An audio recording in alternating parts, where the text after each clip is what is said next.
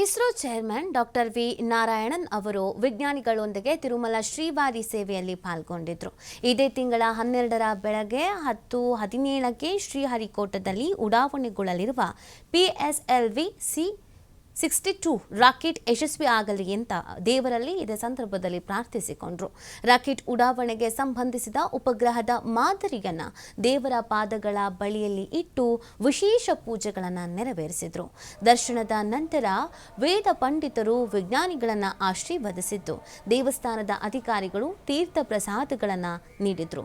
ಇದೇ ವೇಳೆ ಮಾಧ್ಯಮಗಳ ಜೊತೆ ಮಾತನಾಡಿದ ISRO chairman doctor V Narayanan, PSLV-622 EOS-N1 mission 2026 ರಲ್ಲಿ ಇಸ್ರೋದ ಮೊದಲ ಉಡಾವಣೆ ಆಗಿದ್ದು, PSLV ರಾಕೆಟ್ ಉಡಾವಣೆಗಳಲ್ಲಿ ಇದು 64ನೇದ್ದು ಅಂತ ತಿಳಿಸಿದ್ರು.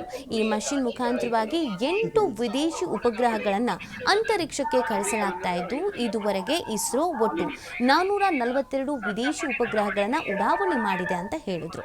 ಈ ಹೊಸ ಉಡಾವಣೆ ಭೂಪರಿವೀಕ್ಷಣೆ ಹಾಗೂ ತಂತ್ರಾತ್ಮಕ ಅಗತ್ಯಗಳೊಂದಿಗೆ ಉಪಯುಕ್ತವಾಗಲಿದೆ ಅಂತ ನಾರಾಯಣ ಅವರು ವಿವರಿಸಿದರು.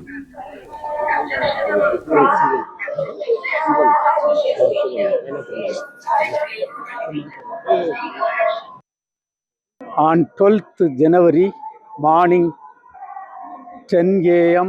17 minutes, we are going to have the PSLV C62 launching EOS N1 satellite and 15 co-passenger satellites in the polar sun synchronous orbit.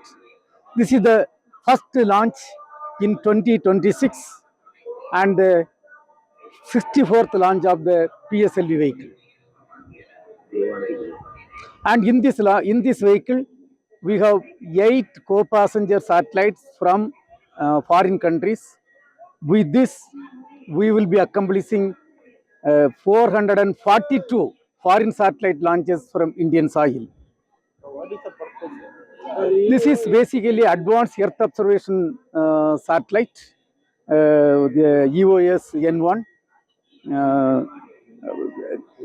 What is the purpose? The purpose is mainly advanced Earth observation purpose. இல்லை என்ன பயன்கள்னா நீங்கள் வந்து நம்ம இது வந்து there is a hyperspectral, basically it's a hyperspectral payload is there. It will be useful for the strategic application.